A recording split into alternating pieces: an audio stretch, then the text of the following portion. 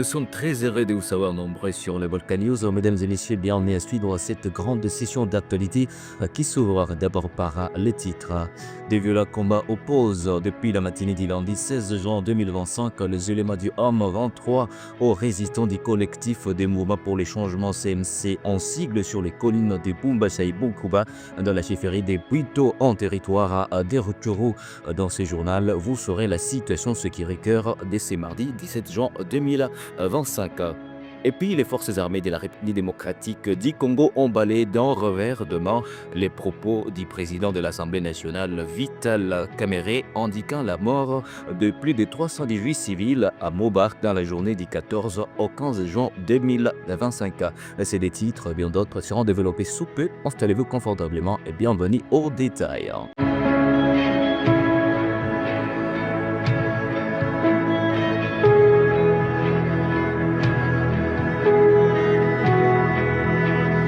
Des violents affrontements ont opposé dans la matinée de ce lundi 16 juin 2025 le M23 aux combattants du collectif des mouvements pour les changements CMC en sigle sur les collines de Bumbacha et Bunkuba, situées à environ 10 km des Mweso dans le groupement de Bukombo, chefferie des Puito, en territoire de Rutshuru au nord Kivu. Suivez. Selon des sources locales, des détonations d'armes lourdes et légères ont retenti aux environs de 6 heures pour se poursuivre jusqu'à 9 heures locales. Ces affrontements ont provoqué un déplacement massif des populations de villages environnants. Les habitants ont fui en direction des Burambira et des Mweso dans les territoires voisins de Massissi. Depuis plusieurs jours, des affrontements opposent le M23 à plusieurs groupes armés locaux, notamment les combattants Wazalendo.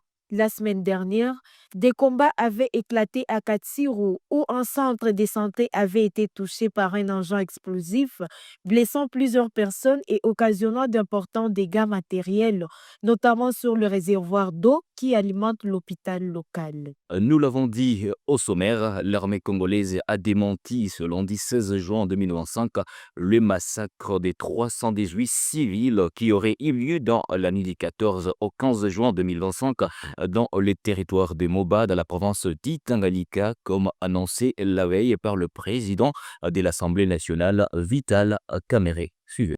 Les forces armées de la République démocratique du Congo ont suivi, comme tout le monde, l'information faisant état de 318 personnes tuées dans la nuit de samedi 14 à dimanche 15 juin 2025 dans le territoire des Moba, en province du Tanganyika. À ce sujet, les forces armées de la République démocratique du Congo portent à la connaissance de l'opinion nationale et internationale qu'aucun massacre d'une telle ampleur n'a eu lieu dans la nuit du 14 au 15 juin 2025 dans le territoire des Moba. L'information sur les prétendues 318 personnes tuées rendue publique sans vérification préalable est fausse et dénuée de tout fondement. En effet, faisant le bilan sécuritaire du territoire, la société civile locale a plutôt stigmatisé l'activisme du groupe armé Mutono, à la base d'une dizaine de morts depuis 2024 au groupement Maseba dans la chefferie de Kansabala en territoire de Moba, sous l'impulsion du gouverneur de la province du Tanganyika. L'administrateur de Moba a réussi à gérer la situation avec sagesse et professionnalisme. Les forces armées de la République démocratique du Congo demandent à l'opinion de ne pas céder à la désinformation, la manipulation et l'intoxication véhiculées par les personnes mal intentionnées dans le but de nuire à leur crédibilité. Elle dénonce également la récupération de cette fausse information à des fins politiques et propagandistes. Les journées du lundi 16 juin 2025 étaient très sombres. En fin d'après-midi, un revendeur d'unités et agent des transferts d'argent mobile, Mobile Money, a été la cible d'une attaque armée alors qu'il regagnait son domicile dans les environs de la mosquée Katindo en ville de Goma, chef-lieu du Nord Kivu sous administration de la coalition AFC en 23. Celui-ci a été criblé de balles et mort s'en est suivi sur place. Détail. D'après les premiers témoignages recueillis sur place, des hommes armés non identifiés auraient intercepté la victime avant de l'asperger des balles sans sommation. L'attaque a eu lieu en pleine rue, sous les yeux de quelques passants. La victime serait morte sur le coup, selon les sources locales. Ce drame intervient à un moment où une partie de la population commençait timidement à croire en une amélioration de la sécurité sous l'administration du M23 AFC en place depuis plusieurs mois.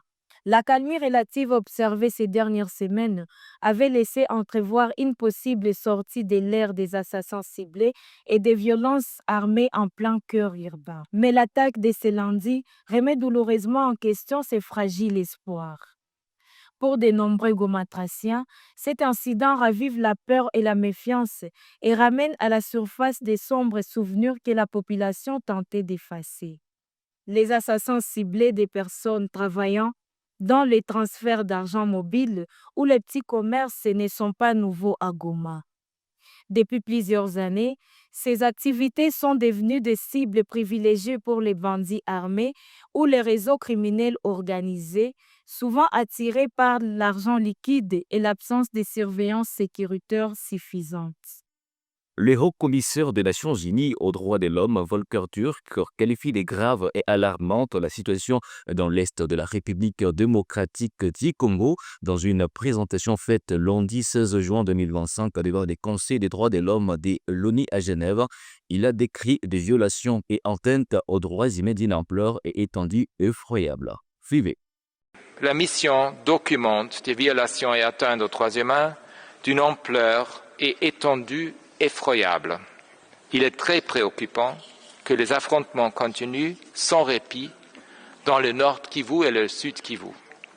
J'appelle toutes les parties au conflit à s'engager immédiatement en faveur d'un cessez-le-feu et à reprendre les négociations et de respecter le droit international humanitaire et les droits humains. Je renouvelle mon appel au Rwanda à retirer ses troupes du territoire de la RDC et à cesser tout soutien au M23. J'appelle aussi tous les États qui ont une influence sur les parties au conflit à encourager le respect du droit international. Je les exhorte à faire tout ce qui est en leur pouvoir pour répondre à cette grave crise dans cette région et à soutenir les efforts de médiation pour trouver une solution durable, notamment en traitant les causes profondes de cette instabilité. Le gouverneur de province de la Chopo a regagné sa province ce lundi 16 juin 2025 après avoir participé à la 12e conférence des gouverneurs à Kolwezi dans la province de Lualaba. Celui-ci a été accueilli à l'aéroport de Kisangani par le corps civil et militaire. Reportage. À cette descente de l'avion, le gouverneur de province est accueilli par les membres du comité provincial de sécurité. À leur tête, le gouverneur intérimaire. Après les honneurs de la police nationale congolaise, c'est une foule enthousiaste composée de diverses couches sociales qui a fait le déplacement de l'aéroport pour souhaiter la bienvenue au premier des Tchopolais. Abordé par la presse, le chef de l'exécutif provincial fait savoir que ces assises ont été bénéfiques pour la Chopo avec quelques recommandations prioritaires. Un bon message, c'est que nous avons fait le nécessaire parce qu'il y a des recommandations urgentes, obligatoires que nous avions fait, notamment la réhabilitation de la centrale de la Chopo, il y a la route Kisangani Walikale, RN3, ce sont des recommandations très urgentes que nous avions formulées. Et je crois que si ces deux projets se réalisent, ce sera un pas d'avance que nous allons faire dans le cadre du développement de notre province. Parlant de la sécurité, le chef de l'exécutif provincial rassure la population des dispositions prises et insiste sur l'implication de tous les Tchopolais pour traquer les malfrats. Tous les services sont déjà mobilisés pour ces faits. Pendant que je vous parle, je pars directement au gouvernorat pour lancer une activité de formation de la sécurité à la base, qui sera clôturée par le vice-premier ministre, ministre de l'Intérieur. Et donc nous voulons former tous les acteurs qui participent dans la gestion de la chose publique, notamment des entités, qu'ils maîtrisent c'est quoi la sécurité. Les chefs d'avenue sont impliqués, les chefs de groupement, les chefs de quartier, les chefs de secteur, chefs de chefferie, le maire de la ville, bourgmestre, et à leur tour, ils seront des formateurs pour aller aussi former la population, sensibiliser la population. Et donc la sécurité, c'est l'affaire de tous. Nous allons tous nous impliquer. Pour rappel, le gouverneur de province, Paulin Ndongoli Alebabonga, revient de Kolwezi dans la province de Lualaba, où il a participé activement à la 12e session de conférence des gouverneurs, une activité présidée par le chef de l'État, Félix Antoine Tshisekedi Tshilombo, sous le thème. Et pour clôturer, le président de la Chambre basse du Parlement, Vital Kamerhe, a plaidé pour le paiement régulier des salaires des fonctionnaires se trouvant dans les zones sous contrôle de la coalition AFC M23. Il a fait ce plaidoyer dimanche 15 juin dernier dans son discours de clôture de la session ordinaire de mars 2025. Suivez.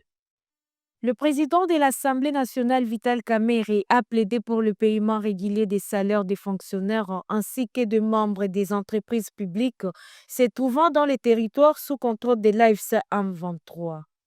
Il a fait ses plaidoyers dimanche 15 juin dernier dans son discours de clôture de la session ordinaire de mars 2025 dans les deux chambres du Parlement de la RDC.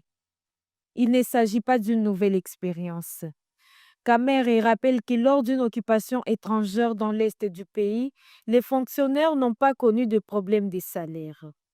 Toujours dans son discours, le président de l'Assemblée nationale, Vital Kamerhe, a mobilisé ses collègues de la Chambre basse du Parlement afin de lutter contre la guerre menée dans l'est du pays par les M23. Depuis l'occupation des villes de Goma et de Bukavu par l'AFC M23, les fonctionnaires et d'autres agents de l'État dans les zones éprouvent des difficultés pour percevoir leurs salaires régulièrement. La situation socio-économique s'est détériorée davantage avec la fermeture des institutions financières, notamment des banques commerciales. Si le gouvernement s'est toujours montré optimiste par rapport à cette situation, la réalité sur terrain est autre. Il y a de plus en plus de menaces de grève de ces agents de l'État dans ces parties contrôlées par l'AFC M23. C'est par cet élément que nous mettons un point final à cette production sur le Volcan News. Mesdames et messieurs, merci à vous de nous avoir suivis du début à la fin. Abonnez-vous massivement pour ne rien rater de l'actualité. Au revoir.